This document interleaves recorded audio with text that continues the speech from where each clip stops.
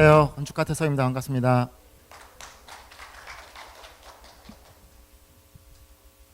그 총괄 건축가라는 어, 처음 접하실 수 있을 것 같아서 총괄 건축가로 제가 인천 서구에 4년 전부터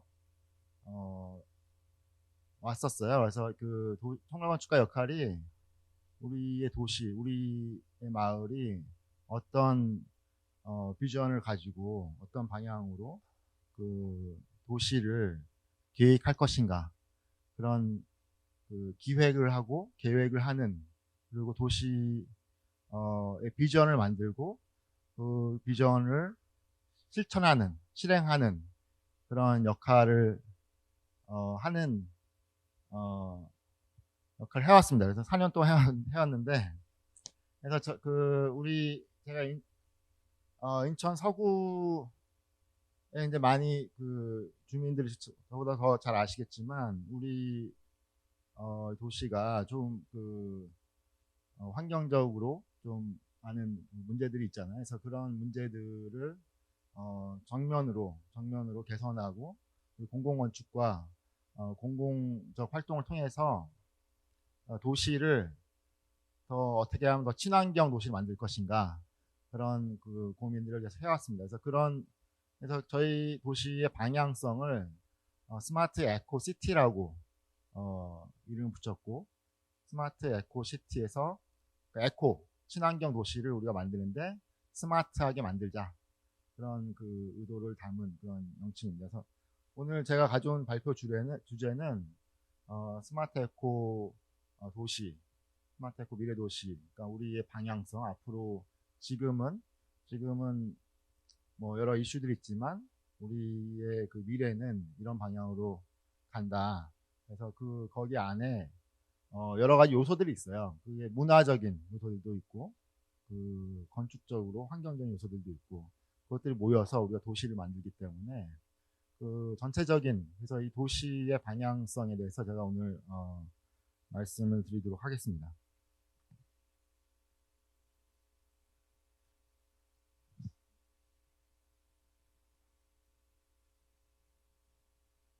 네. 요거 처음 보시나요 혹시? 예, 예, 처음 보세요. 스마트 에코 도시를 만들기 위해서 뭐 여러 가지 활동 중에 하나가 도시 브랜드를 만드는 거였는데, 저희 뒤에 제가 말씀드리겠지만 뒤에 뭐 포켓 정원 이런 말들이 나와요. 그래서 그런 포켓 정원에 있는 그런, 거기에 저 네모난 애가 있는 그런 그림이에요. 그래서 스마트 에코 인천 서구의 브랜드 디자인 중에 하나인 그런 캐릭터 같은 애죠. 그래서 지금 이음 카드 있잖아요. 이음 카드에 제가 등장을 합니다. 그래서 그, 사실은 지구, 우리가 인천 서구 살지만 사실은 전 세계적으로 어, 우리뿐만 아니라 환경 문제가 심각해지고, 그리고 이 모든 환경들이 사실 연결돼 있잖아요. 연결돼 있고 글로벌 이슈이기도 하고, 어, 우리 지역의 현안이기도 하지만 전 세계의 문제이기도 합니다. 그래서 우리의 문제가 실은 전 세계 문제이기도 한 그런 시대에 살고 있습니다. 근데 지금 뭐 예를 들면 많은 것들이 다 얽혀 있어요. 하나의 문제들이 이거 하나라고 끝나는 게 아니라 환경 문제라고 했는데, 알고 봤더니 뭐 축산 문제랑도 연결되어 있고요. 뭐 코로나랑도 연결되어 있고, 우리가 사는 것들이 다 밀접하게 연결되어 있어요.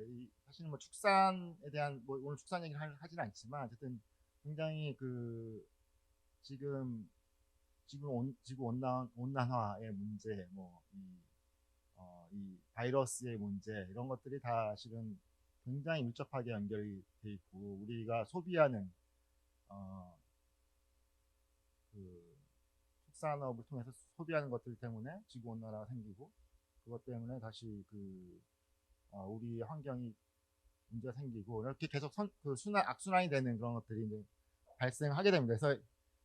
그래서 이런 문제들을 뭐 어마어마한 문제인데 그걸 우리가 어떻게 큰 문제도 있지만 작은 문제부터 개선해 나갈 것인가. 작은 문제, 작은 것에서 그래서 이게 어떤 문제를 해결하는 방식이 이게 그 크게는 하향식 위에서 그 탑에서 바텀으로 전체를 생각을 하고 거기서 큰 문제에서 이렇게 내려가는 방식이 있고 하향식 있고 그다음에 상향식 있거든요.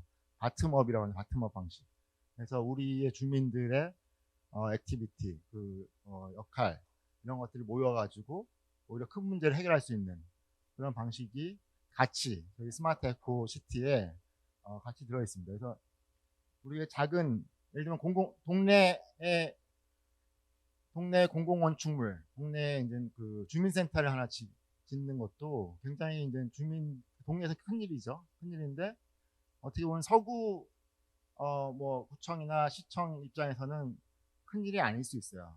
근데 우리 주민한테 큰 일이고 그런 그 작은 공공 건축물이 모여가지고 마을이 형성이 되고 도시가 그런 건축물을 통해서 바뀔 수도 있죠. 그래서 이런 소규모 건축물들, 소규모 일상적 건축물들, 그리고 지역 주민들, 그리고 건축 그 안에서 뭐 자연을 추구하고 친환경 라이프스타일을 추구하고 이런 것들이 모여가지고 그리고 지속가능 디자인을 통해서 지속 가능한 마을, 도시를 만들 수 있다. 작은 그 액티비티들이 모여서 이런 그 큰 것을 이룰 수 있는 그런 방식을 있을 수 있습니다. 그래서 스마트 에코시티라는 그 개념이 큰 개념이긴 하지만 굉장히 작은 것들이 모여서 결국에는 우리가 더 살기 좋고 지속 가능한 도시를 만드는 그런 방법론으로 이해를 하시면 될 것 같습니다. 그래서 몇 개 사례들을 제가 가져왔습니다. 그 스마트 에코가 좀 말도 어렵고 그런데 얘는 제가 디자인한 폰트예요. 폰트. 컴퓨터 폰트 치면은 제가 한 10년 벌써 한 10몇 년 전에 스마트 에코가 아니라 에코 폰트라는 거를 그 디자인을 했었어요. 건축까지만 제가 여러 분야에 관심이 많아가지고. 근데 얘는 왼쪽이 아니라 오른쪽을 제가 디자인한 건데 구멍이 숑숑숑 뚫려 있어요. 구멍이 막 뚫려 있으니까 조그맣게 출력을 하면은 그냥 일반 활자로 보이는데 크게 출력하면 구멍이 다 보여요. 근데 그 구멍 때문에 결국 잉크를 적게 쓰게 됩니다. 그래서 잉크를 적게 쓰는 폰트예요. 근데 거기에 보면 뭐 이렇게 뭐 수학적 알고리즘도 들어있고 뭐 사실은 그 굉장히 저걸 디자인할 때는 뭐 서클 패킹 알고리즘 뭐 이런 것들이 담겨서 A부터 그 Z까지 모든 폰트를 개발을 했던 하나의 사례. 그러니까 굉장히 작은 거지만 이걸 통해서 실제 잉크를 뭐 30%뿐이 안 써요. 굉장히 뭐 3배로 우리가 잉크를 쓸 수 있는 친환경 작은 데서 친환경 액티비티 할 수 있는 거죠. 이런 사례들. 또는 이건 이제 외부 네덜란드 사례예요. 네덜란드 사례인데 여기 이제 클럽에 가시는 분들은 없을 것 같은데 클럽에 가면 댄스 클럽에 가면은 춤을 추잖아요. 춤을 추면은 그 춤추는 진동 에너지를 가지고 그 클럽에 조명으로 쓰는 거예요. 이것도 이제 춤을 추면서 자연스럽게 자기의 그 에너지를 자기가 스스로 회수하고 그래서 이런 것들이 사실은 굉장히 다양한 분야에서 모이면은 큰 것이 될 수가 있는 거죠. 이 사례는 프라이탁이라고 혹시 아세요? 프라이탁? 예. 아시죠? 예. 프라이탁은 그 신세대들은 굉장히 잘 알죠. 신세대신 프라이탁은 어떤 가방을 만드는 브랜드예요. 가방을 만드는데 이 브랜드가 굉장히 요즘에 유명해요. 유명하고 파퓰러하고 심지어는 고가예요. 고가. 근데 이 가방 어떻게 만드냐면은 그 트럭에 쌓는 천에 막 광고 있고 막 이런 것들을 잘라가지고 그거 가지고 가방을 만들어요. 저 가방을. 저 위에 보이는 게 가방인데, 여기가 안 되네. 저 위에 보이는 게 가방인데, 그 가방에 이 끈은 폐 자동차 안전벨트로 만들어요. 안전 만들고, 그 다음에 거기에 들어가는 고무, 이런 장식이나 이런 것들은 폐 자전거 타이어 가지고 만들어요. 그래서 이 가방은 다 그 리사이클 한 거예요. 리사이클. 다 버리는 거를 써가지고. 이 가방의 특징이 저 트럭마다 다 그 거기에 써 있는 글자가 다르고 다 달라요. 그 다 버리는 걸 회수해가지고. 그러다 보니까 모든 가방이 디자인이 다 달라요. 다 패턴도 다르고 뭐 색깔도 다르고. 근데 그게 굉장히 싼 제품이 아니라 굉장히 비싸요. 그래서 여기서 생산하는 모든 제품이 그래서 가치가 이런 아이디어를 통해서 환경도 보존하고 굉장히 그 친환경도 하고 두 가지를 다 하는 거죠. 내가 브랜드로서. 그래서 이게 사실 가치가 그 비싼 이유 중에 하나가 그런 것 같아요. 제가 이야기는 그 자기의 라이프 스타일을 저 가방을 매므로 인해서 나는 환경을 보호하는 사람이 되는 거예요. 지구를 보호하는. 그 얼마나 뜻깊은 일이에요. 그래서 그리고 가방도 멋있어요. 되게 이쁘고. 그래서 우리가 재활용하고 리사이클링하고 환경을 보호하는 디자인이라고 해서 절대로 나쁜 낮거나 나쁜 디자인이 아닐 수가 있는 거죠. 얘는 이제 아프리카의 많은 그 국가들이 물 부족에 시달리고 있어요. 물 부족. 그래서 그 물이 없고 그리고 심지어는 물이 있는데도 그게 다 더러운 오수예요. 오수가 많아요. 그래서 어린이들이 오수를 먹고 많은 그 병에 걸려요. 그래서 굉장히 그게 큰 문제인데, 근데 이 케이스는 그 문제를 어떻게 해결했냐면은 저 큰 플라스틱 그 깔때기 같은 거를 거꾸로 그냥 바닥에다 놔요. 바닥에 놓으면은 밤새 거기에 이슬이 맺혀요. 이슬이 맺혀가지고 다음날 아침이 되면은 물 한 컵이 생기는 거예요. 물 한 컵.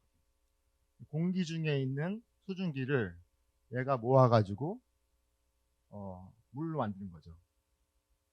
그러면 이제 아주 깨끗한 정수된 물이 갑자기 생기는 거예요. 저는 그 굉장히 단순한 하고 그런 기술인데 그것들이 굉장히 이 사람들의 생명을 살리는 그런 디자인이 되는 거죠. 그래서 기술과 디자인이 다 연결이 되어 있는데, 그리고 이 사례는 얘는 뭐 같아요? 네. 네. 저기 싱가포르에 있는 호텔이에요. 호텔인데 저 가운데 구멍이 있잖아요. 구멍이 여기 광장이에요. 광장. 그러니까 하늘에 정원이 있어요. 정원이. 그리고 외벽은 다 이렇게 담쟁이 같은 식물로 덮여져 있고.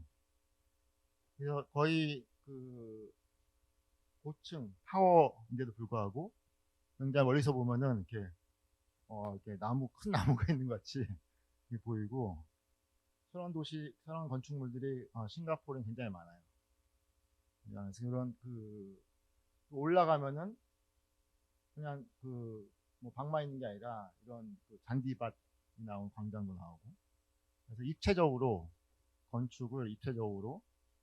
정원이 1층에만 있는 게 아니라 공중에도 있고, 공중에 저기가 로비 앞인데 굉장히 친환경 건축물로 설계가 되어 있는 거죠.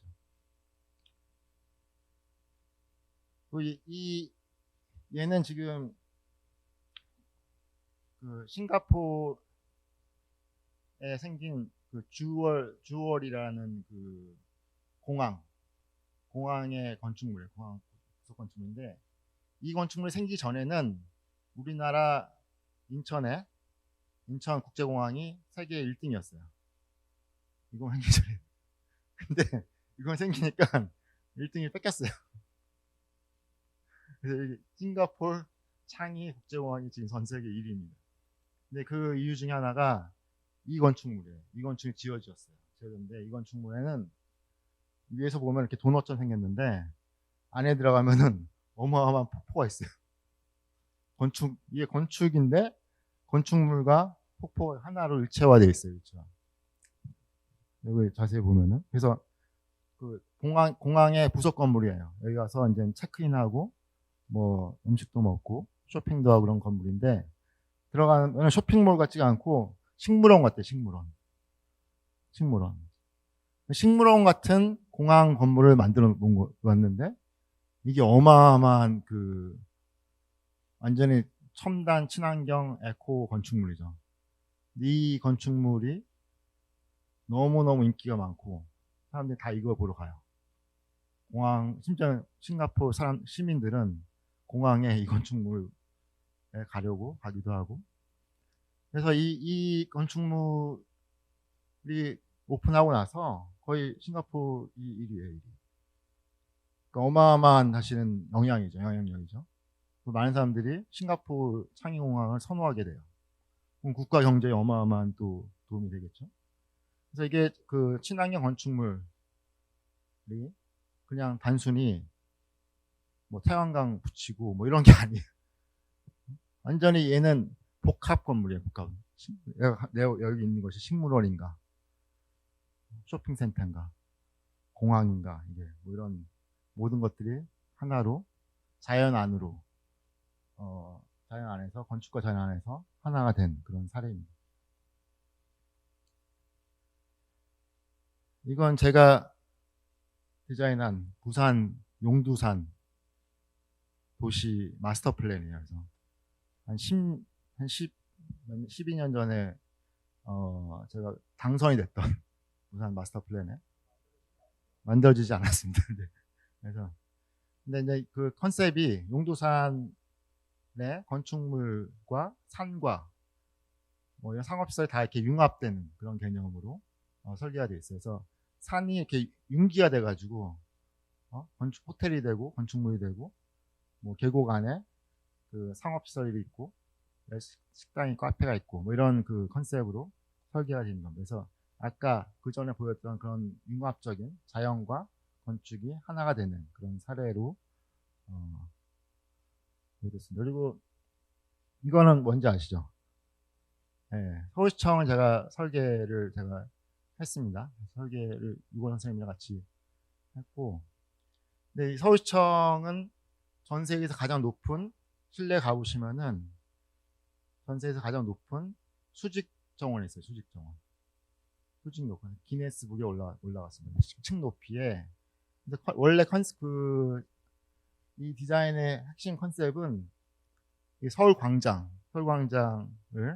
잔디광장을 입체화시키는 거예요. 그래서 앞에 전면에 입체시켜서 잔디광장이 수직으로 올라가요.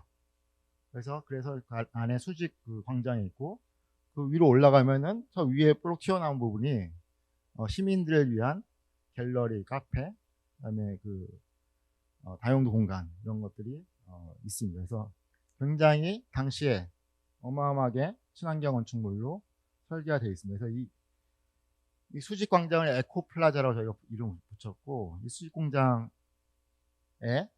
굉장히 다양한 뭐 자연 대류 또는 뭐 태양광을 받고 안 받고 뭐 이런 여러 가지 그 기술들을 디자인과 융합시켜서 담아낸 그런 사례입니다.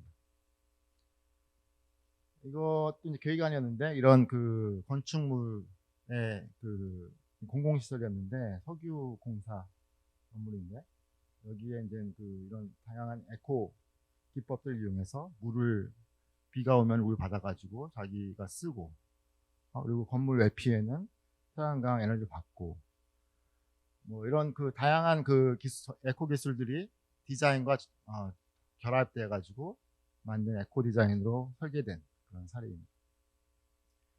이런 몇 가지 사례들을 봤고요. 그래서 굉장히 작은 것부터 큰 건축물까지 봤는데 이런 것들이 이제 모이면은 이제 도시가 되는 거죠. 도시가 이제 무엇이냐? 도시가 이제 너무 크니까 도시를 다시 이제 보면은 거기서 이제 그 스마트 에코시티가 무엇이냐?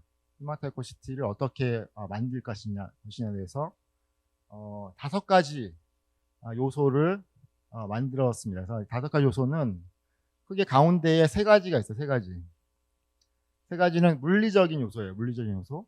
그다음 위 아래 컨텐츠와 플랫폼은 이 비물리적인 그 요소들입니다. 그래서 이 물리적인 요소들은 스마트 에코 포켓 정원, 스마트 에코 건축, 스마트 에코 커넥터 이렇게 돼 있는데 가운데 있는 건축이 이제 우리가 서구에서 공공건축을 굉장히 많이 짓거든요. 뭐 스포츠센터, 복합 시민체육센터, 뭐 공공주민센터, 그리고 뭐 의료시설, 굉장히 많은 공공건축물이 서울에 이제 서구에 지어지고 있어요. 그래서 그 건물을 하나씩 지을 때마다 이런 스마트 에코 정신을 담아서 디자인을 하자. 그래서 우리가 뭘 하나하나 예산을 쓰고 계획을 하고 설계를 할 때마다 이 스마트 에코 건축, 도시에 대한 정신을 담아서 그래서 해나가면 그것 모여가지고 도시가 바뀌겠다. 그런 개념입니다. 스마트 에코 건축은. 그다음에 커넥터는 이 도시가 너무 많이 분절되어 있어요. 그래서 이 도시와 이 블락과 저 블락이 연결이 안 돼요. 예를 들면 그런 경우가 굉장히 많아요. 바로 앞에 공원이 있는데 공원 가려면 12차선을 건너가야 돼요. 그래서 거의 안 가요. 공원 별로 안 가시죠? 근데 우리 공원 굉장히 많거든요. 근데 공원이 이제 우리 예를 들면 그런 도시가 얼마나 분절되어 있냐면은 인천 스타디움 올림픽 아시안 경기장 앞에 서구청 뒤쪽에 경기장 불러있잖아요. 경기장 불러 있고 그 경기장에서 도로를 건너면 거기에 또 어마어마한 규모의 공원이 있어요. 근데 그 공원과 경기장과 서구청 앞에 그 상업 지역이랑 다 연결이 하나도 안 돼요. 예를 들면 이제 아시아 경기장은 굉장히 큰 규모의 국가 사업으로 우리가 5천억 정도의 예산을 써가지고 지은 건데 그 정도 예산을 투입하면은 사실은 최소한 한 지역은 바뀌어야 돼요, 사실은. 근데 거기서 뭐 행사하면은 거기서 싸이 공연을 하고 사람들이 막 와요. 몇만 명이 와서 갔다가 그냥 바로 와요. 지역이 활성화가 안 돼. 거기서 와서 앞에 가서 커피 한잔 마시고, 뭐 김밥 하나 먹고, 그러면 이게 지역이 활성화되잖아요. 그 동네가.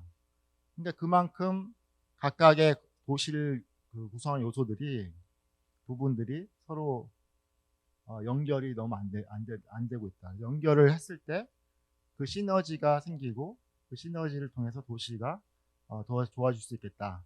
그래서 커넥터는 그런 개념이에요. 커넥터는. 그래서 커넥터로 도시의 분절된 관계들을 회복하고 연결시키자.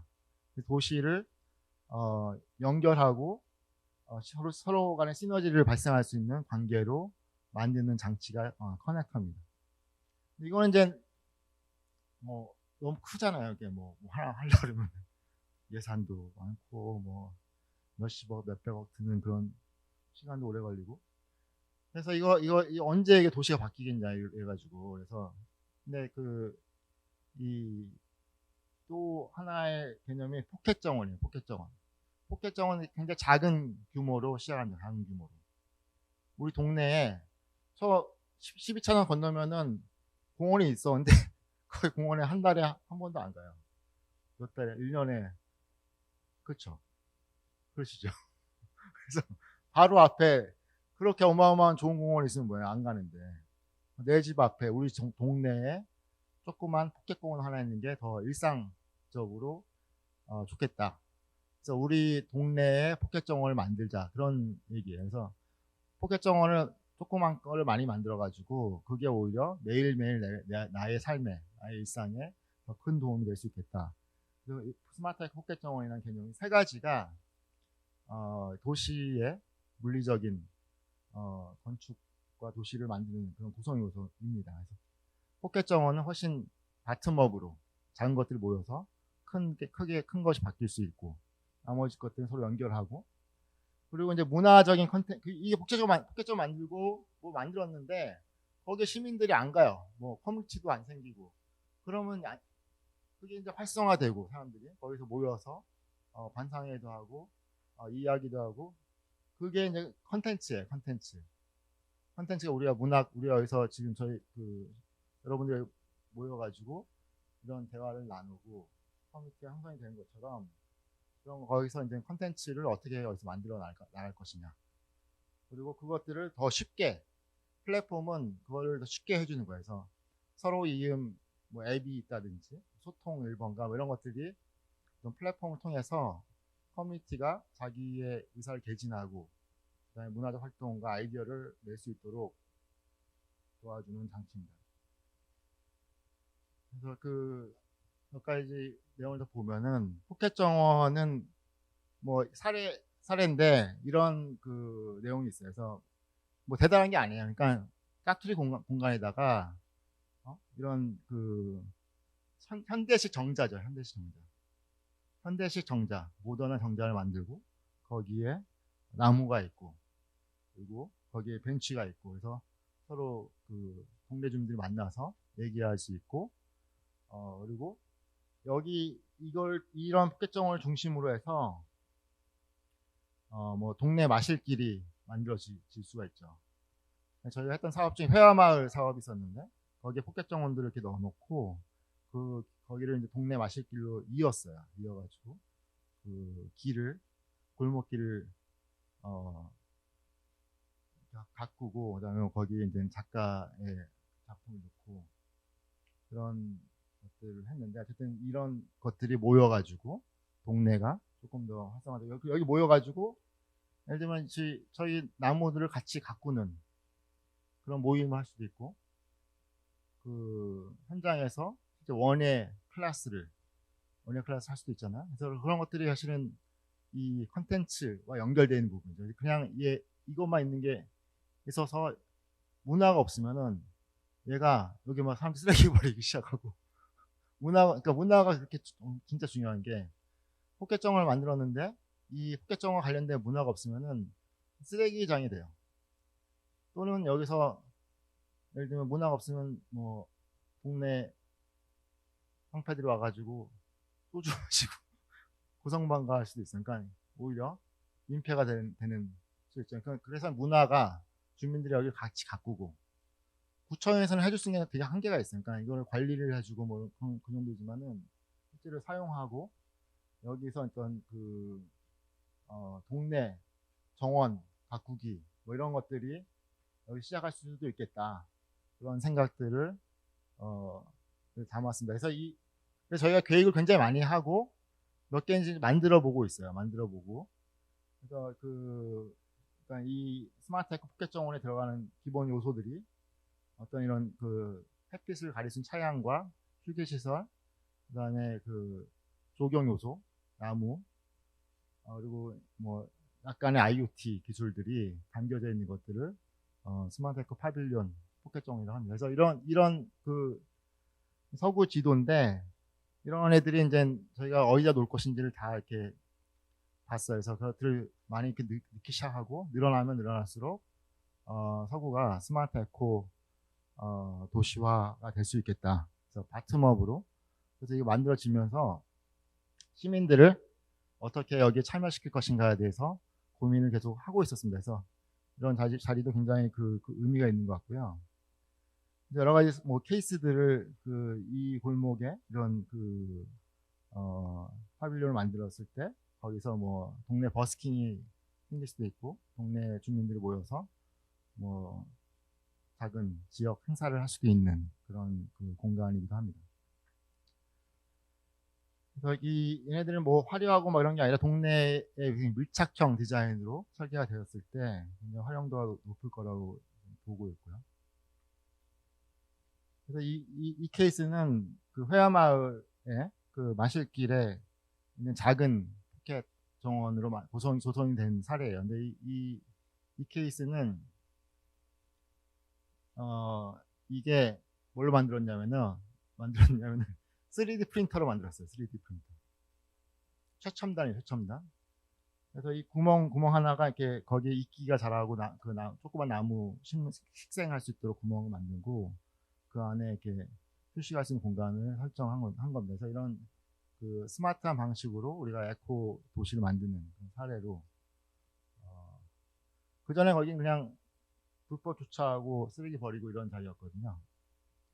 이건 또 다른 그 쉼터 사례고요. 그래서 언제나 나무가 골목에 뭐 간단하게 그 식생을 하고 같이 가꾸고 짜투리 공간들을 지역 주민들이 같이 가꾸고 그 조경이 들어가기 때문에 이런 것들을 하면서 커뮤니티가 만들어지고 신분이 생기고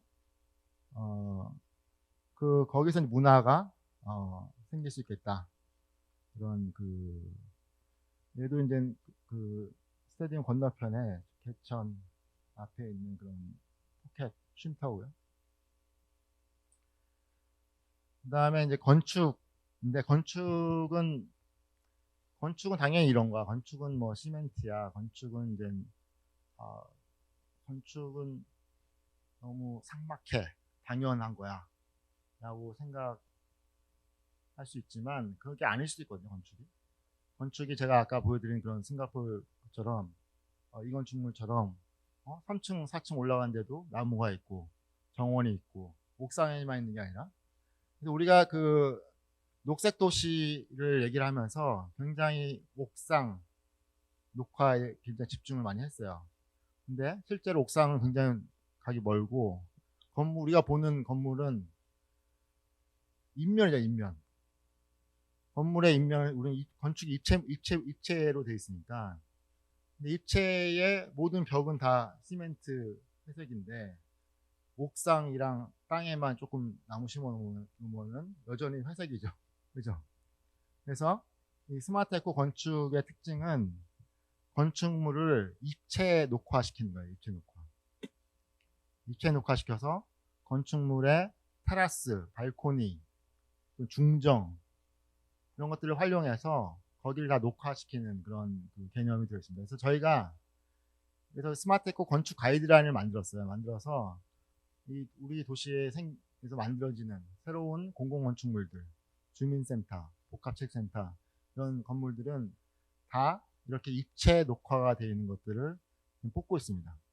그래서 그 지난 4년 동안 이런 기준을 통해 가지고 벌써 한 10개, 15개 정도의 공공건축물들이 당선이 됐고 지금 지어지고 있습니다. 몇 개는 지금 완공이 됐고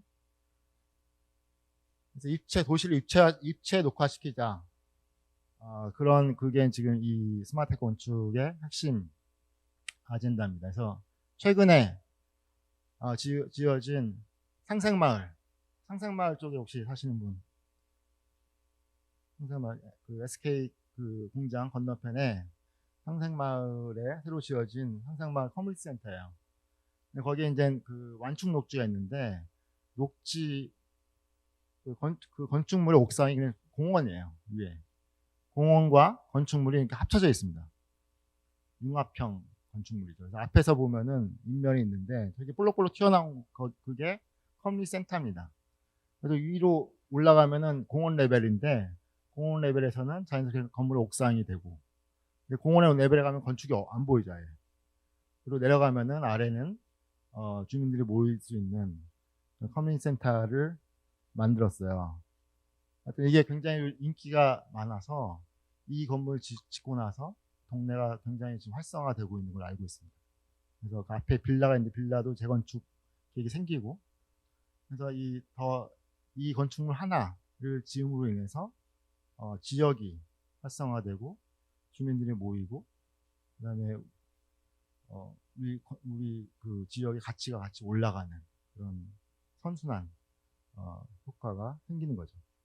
근데 그냥 여기다가 그냥 어디서나 볼 수 있는 그냥 복합 시멘트 건물 지었으면은 그런 효과가 안 나올 수도 있어요. 근데 훨씬 더 이렇게 가서 친환경이고 자연과 어울리고 아름다운 건축물이기 때문에 더 그 지역의 그 역할을 한다고 봅니다. 이것들은 이제 그 앞으로 그 설계를 하고 있는 건물들이에요. 저희가 당선을 공모를 통해서 스마트 에코 건축 가이드라인에 의해서 공모 당선된.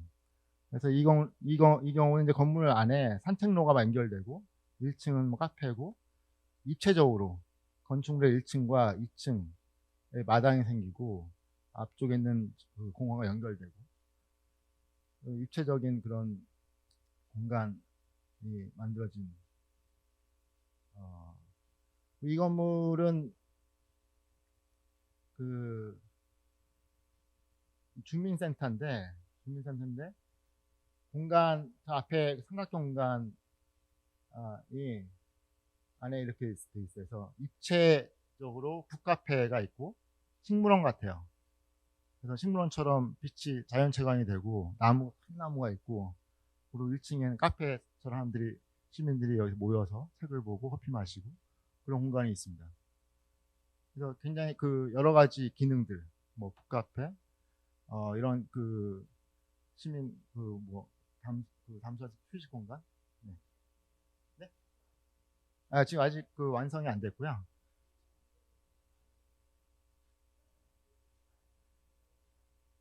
여기 위치요? 위치가 제가 기억을 못하는데 여기 부분에 써 있어요. 끝나고 제가 말씀드리겠습니다. 네.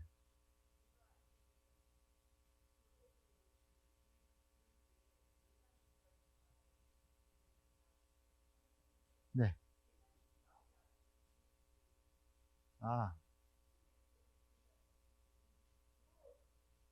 네네네. 네, 그렇죠. 네, 예산이, 그렇죠. 네.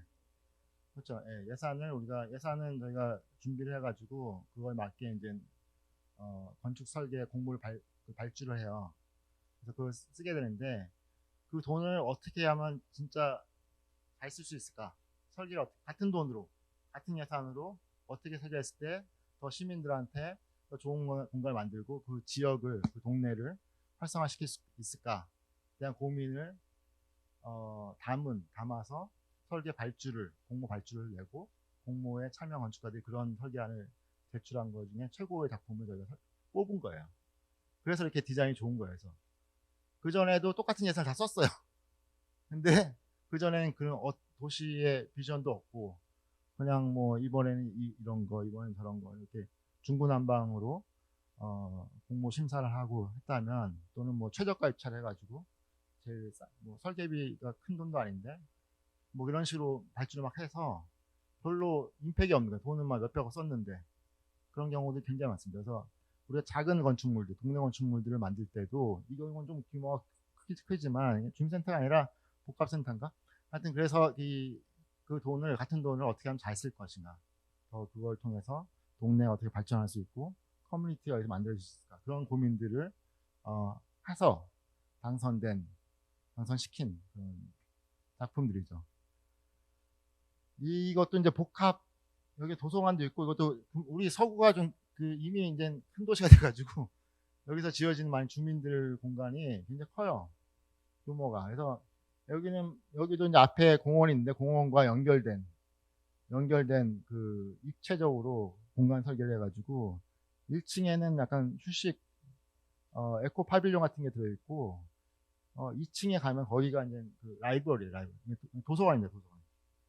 그리고 저쪽에 인면 벽면 녹화도 돼 있고 인면 녹화도 돼 있고 저 위에 올라가면은 4층 높이에서도 또 큰 테라스가 있어서 또 공원을 조망하고 외부 공간을 활용할 수 있는. 그래서 그 전에 건축물들은 그냥 쭉 올라가가지고 밑에 지하주차장이고 포 들어가서 올라가면 끝이었잖아요. 1층에는 뭐 회의실 있고 2층에는 뭐 있고.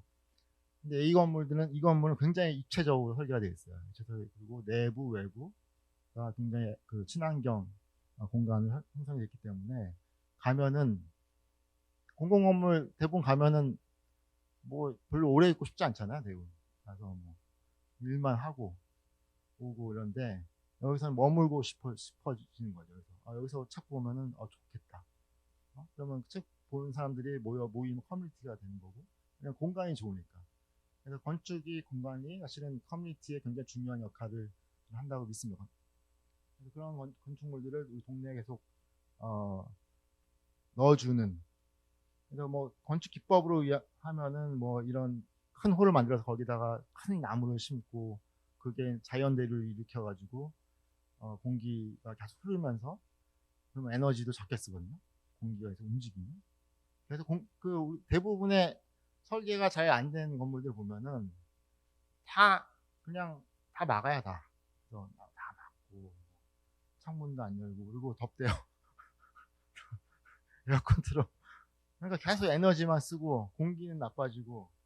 그러니까 우리는 계속 나쁜 공기 마시면서 별로 쾌적하지 않은 공간에 있는 거예요. 근데 여기서 공기가 계속 이렇게 흐르고 움직이면은 그 대청마루 한옥 가시면 한옥의 기억이 대청마루 시원하잖아요. 왜냐면 거기 공기가 흐르거든요. 뒷마당에서 앞에 뜨거워진 공기가 마당에서 올라가기 때문에 뒤쪽에 대청마루 뒤쪽에 그 쪽문 있잖아요. 쪽문을 통해서 뒤에 북쪽에 정원에 있는 공기가 대청마루 지나가지고 올라가는데 마당. 그래서 자연적으로 자연 에어컨이 만들어져요. 한옥에서는. 그게 자연의 원리예요. 그 자연의 원리를 현대 건축물에 적용할 수가 있습니다. 그래서 그런 원리들을 이런 뭐 계단실을 만드는지 아트리를 만들 때 그런 원리를 사용을 하는 거죠. 그럼 공기가 실내 공기가 움직이면서 위로 빠져나가고 그런 것들 그러면 이제 쾌적한 신선 공기를 마시고 그럼 코로나 문제도 덜하죠. 문 닫고 서로 막 바이러스 튀기면서 그리고 뭐 덥다 그러고 이거는 최악이에요, 최악. 그런 것들이 계속 양산됐어요. 근데 그거를 우리가 이런 건축 설계, 건축 디자인을 통해서 극복할 수 있는 그런 얘는 동네 카페처럼 보이지만은 주민센터입니다, 주민센터. 동사무소야, 동사무소. 그래서 실제로 카페가 있어요. 카페가 있고 포켓 정원들이 건축물 같이 있습니다. 그래서 위에 올라가면 그 테라스에 아까 보던 포켓 정원 같은 것들이 포켓 파빌리온 같은 것들이 정자들이 있고 1층에도 있고 굉장히 굉장히 뭐 용인에 가서 뭐 근사한 카페 같은 동사무소인 거죠. 그러니까 얼마나 좋아요. 이런 건물. 이런 예산 똑같아요. 예산. 그전에도 뭐 50억 썼던 지금도 50억 씁니다. 근데 그거를 어떻게 훨씬 더 지역 주민들을 위해서 더 좋은 디자인으로 만드느냐. 그게 건축 설계, 건축가 하는 역할이고요. 그거의 방향성과 비전을 제시하는 게 저의 역할입니다. 커넥터는 연결이에요. 그러니까 아까 말씀드렸듯이 그 연결하는 문제들이 굉장히 그 서구의 큰 문제인데 이게 사실 인천 서구는 사실은 그 산업도시고 굉장히 트럭에 최적화된 도시 사람을 위한 도시가 아니라 트럭에 최적한 도시라서 굉장히 블럭 그 도로 하나 건너기도 굉장히 힘들고 불쾌하죠. 막. 그 도시들을 어떻게 그 안에 저희가 자전거 도로도 넣고 연결하고 이런 시도들을 계속 하고 있어요. 그래서 하나하나 자전거 도로를 삽입하면서 예를 들면 정서진까지 우리나라 사이클링들이 굉장히 많이 오는데 그분들이 저기 아시아 경기장에서 주차하고 바로 가듯이 그분들도 찍고 바로 가요. 어마어마한 사람들이 오는데 그래서 저희가 이제 청라로 연결하는 청라로 이렇게 오세요. 그 연결 그 도로를 만들었어요. 자전거 도로를. 그래서 오신 김에 청라에 쉬었다가 그래서 거기서 커피 한잔 마시고 가면은 지역 경제에 도움이 되잖아요. 그분들이. 그래서 그렇게 연결을 통해서 경제적 가치가 만들어지죠. 이게 경제적 가치가 될 수도 있고 문화적 가치가 될 수도 있고 여러 가지 그 가치가 연결을 통해서 만들어질 수 있습니다. 그래서 그런 끊어진 고리들을 찾아서 얘를 연결시키고 그런 작업들을 병행을 하고 있습니다. 그리고 굉장히 오늘 세 가지 제가 포켓 정원, 건축, 커넥터 세 가지 물리적인 장치들을 말씀드렸고 이건 컨텐츠예요. 스마트 에코 시티의 어떤 사실은 생명력 같은 거죠. 사실은 컨텐츠가 없으면 뭐 그거 가지고 뭘 하겠어요. 건축물 전하는데 멋있게 전하는데 아무도 안 가면 뭐 하겠어요. 그 앉아가지고 커피 한 잔 마시고 친구랑 얘기했을 때 그 건축물에 진가가 생기는 거죠, 그죠? 그래서 우리가 그걸 사용하고 쓰고 어떻게 쓸 것인가 대한 그 생각이 컨텐츠에 담겨져 있습니다. 근데 컨텐츠는 사실은 탑다운으로 만들어지긴 굉장히 어려워요. 그러니까 약간 얼기설기하게 같이 작동을 하고 조금 장을 만들면은 데모 정서진처럼 장을 만들면 거기에 모여서 다시 또 그게 새로운 컨텐츠로 만들어지고. 그래서 뭐 그 쉽게는 이런 컨퍼런스부터 시작을 한다고 생각했어요. 저희가 매년 스마트 에코 컨퍼런스를 개최합니다. 그래서 주민들한테 설명을 하고, 물론 이게 뭐 저희가 막 TV에도 광고하고 하는 것도 아니고 그래서 많이 알려지지 않았지만 그렇게 계속 해나가는 거죠. 그래서 이런 그 컨퍼런스를 해나가고, 그리고 이제 우리 그 서구에 걸맞는 축제가 무엇일까, 그런 고민을 하기 시작했어요. 그래서 처음에 2019년에 저희가 불꽃 축제를 하려고 준비를 하다가 제가 반대를 했어요. 불꽃 축제는 스마트 에코 시티는 안 맞는다. 불꽃 축제는 굉장히 많은 미세먼지를 발생하고 그리고 소모적이고 도시 남는 게 없다. 그래서 우리 도시에 맞는 스마트 에코 도시에 맞는 컨텐츠를 개발해야 된다. 그래서 우리 도시를 봤더니 그래도 이런 그 드론이나 이 미래 4차 산업혁명 관련된 컨텐츠가 많이 있더라고요. 그래서 제가 이제 제안했던 게 미디어 드론 이런 페스티벌을 제안했었어요. 그게 한 축이 될 수가 있고, 그래서 저희가 드론 축제를 몇 년 전부터 개최를 하기 시작했거든요. 그래서 우리 그 저쪽 그 중간에 정서진 근처에 가면 거기에 드론 뭐 시험장도 있고 뭐 사실은 뭐 이런 아직은 다 개별적으로 있어 보이지만 얘들이 연결되면은 약간 문화나 이런 것들을 만들 수 있게 돼서 그 저희 인천 그 아시아 경기장에서 드론 축제를 개최를 하고 있습니다. 그래서 이것도 한 사례고, 사실 저는 하고 싶었던 게 아직도 못했지만 사실은 그 포켓 정원을 활성화시키는 거예요. 포켓 정원에 거기서 그 저는 건축가에서 운이 좋게 저도 제 집을 지었어요. 제 집을 지었는데 그전 아파트 살 때 없었던 정원을 갖고 있습니다. 정원을. 근데 저 뭐 우리가 바쁘고 정원이 처음에는 그게 일로 가꾸는 게 부담이 될 거라서 생각했는데 정원을 가꾸는 게 너무 좋은 거예요. 너무 그게 정원에 가서 나무를 그 보고 걔를 잘라주고 손질하고 하는 게 굉장히 큰 그 정신적으로 이 힐링도 되고 휴식이 되더라고요. 근데 일하는 게 아니라. 그래서 이 사실 상류가 아니라 그 선진 사회, 저 영국에서 공부했는데 영국에는 모든 집들, 서민들 집을 포함해서 모든 집들이 다 정원이 있어요. 근데 그게 제가 유학생 할 때도 큰 돈으로 하지 않은데 다 정원이 있으니까 너무 좋더라고요. 근데 정원을 다 가꿔요. 그게 그 문화예요. 그 영국의 문화. 그래서 거기는 뭐 세계 정원 박람회도 있고 누가 정원을 잘 가꾸나 뭐 이런 것도 있고, 굉장히 그게 뭐 왕실의 정원도 있지만 서민의 동네 주민들의 정원도 있고 누구나 그 정원을 가꾸고 즐깁니다. 근데 이게 그 우리가 예를 들면 뭐 이상적인 생각일 수 있지만 이런 포켓 정원들을 주민들의 커뮤니티 중심에 있다면 거기에 모여서 같이 정원을 가꾸고 그랬을 때 그런 어떤 문화가 생길 수 있겠다. 그래서 여러 가지 지금 그 아이디어들을 모아놓은 거예요. 그래서 어떤 컨텐츠가 있으면 좋겠다, 있을 수 있겠다. 그래서 뭐 저기 보면 서구 스마트 에코 환경 생태 축제, 뭐 재활용 아이디어 공모전, 에코 친환경 바자회, 서구 도시농장 공원, 뭐 이런 그 아이디어들을 이렇게 저희가 좀 많이 수집을 하고 정리를 했어요. 근데 이게 사실은 뭐그 구청에서 뭐 맨날 생각하면 뭐예요?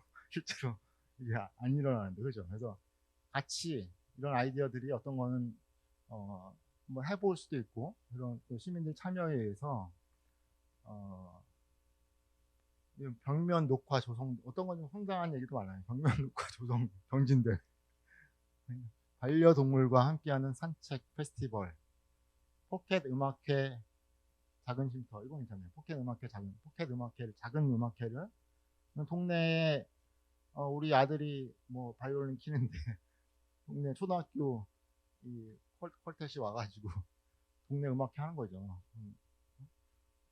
손자 손녀들이 와서 하고 동네 음악회. 여름에 9월에 10월에 날씨 좋을 때 우리 포켓 정원에서 동네 음악회 하면 얼마 좋아요?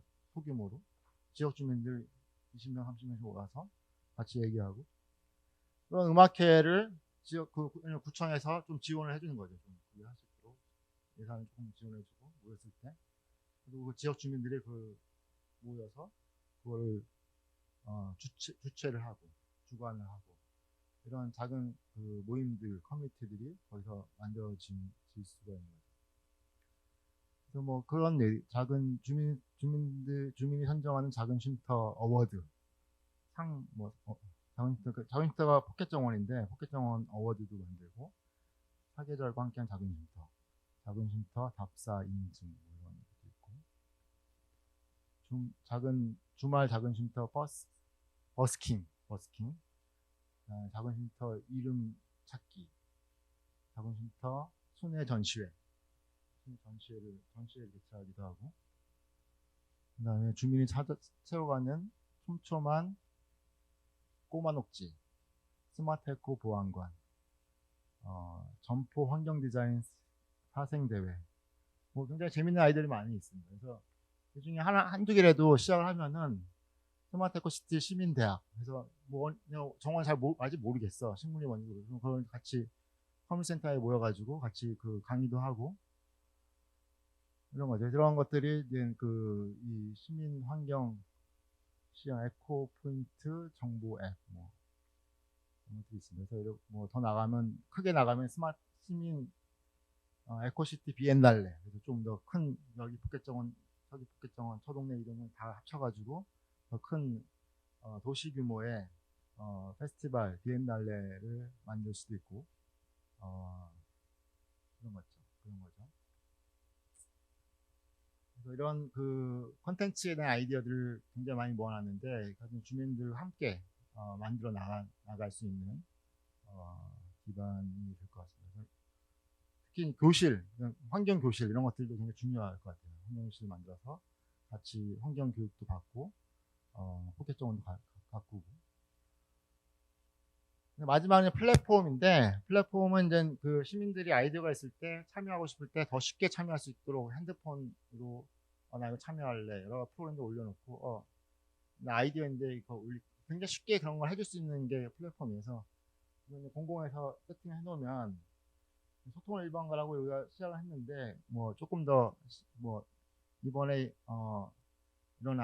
이번에 여기서 그 동네 그 콘서트 하고 싶어 그랬을 때 여기 바로 거기다 올려가지고 예산도 바로 스마트폰 앱으로 해서 예산 받고 뭐 그럴 수가 있어요. 그래서 그런 것들을 할 수 있는 게 스마트에코 플랫폼이고 그것들이 이제 이 지역 주민들의 참여를 이끌어내는 그 기반이 되는 거죠. 그래서 그런 것들을 저희가 준비를 실제로 많이 구축을 했고 준비를 해왔습니다.